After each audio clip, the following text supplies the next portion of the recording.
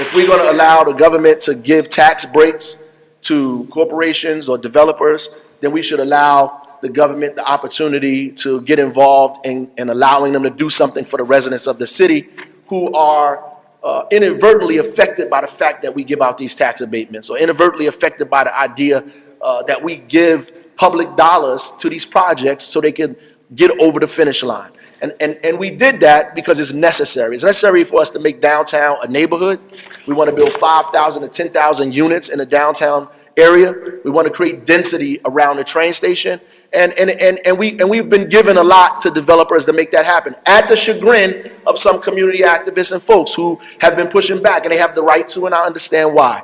But we believe that if we create the density and we create the housing in the downtown area, that we should do two things: use the money that's brought in from that wealth to reinvest in the neighborhoods, the South Ward, the West Ward, and particularly in different parts of the city that have not witnessed development, to deal with the kind of financing in those neighborhoods that will not see development because the banks are not going to invest in those areas. The financial institutions are not going to invest in those areas. So it becomes incumbent upon the city to take the lead to invest in those areas. So we have to create opportunities like an affordable housing trust fund to give us the opportunity to have gap financing in the neighborhoods where we want to see real development take place, right?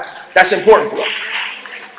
We also need to make sure that we establish a nice number of affordable housing, right? And so we know that the federal government is not moving towards affordable housing in the way that we want, and we know that there's affordable housing that's standing now that, in my estimation, is poor.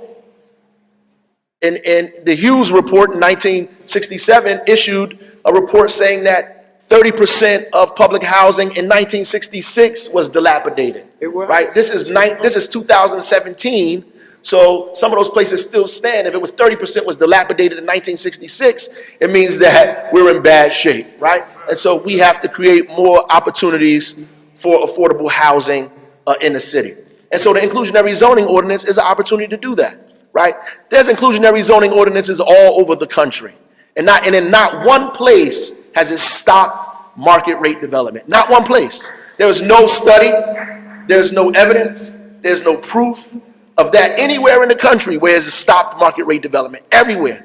I am happy that we're able to have this discussion, because 5 years ago we wasn't able to have this discussion because the development wasn't happening at this rate in the city of Newark. But it is. And if I'm going to go around the country and say Newark is not Brooklyn, then we have to do something different than what Brooklyn did.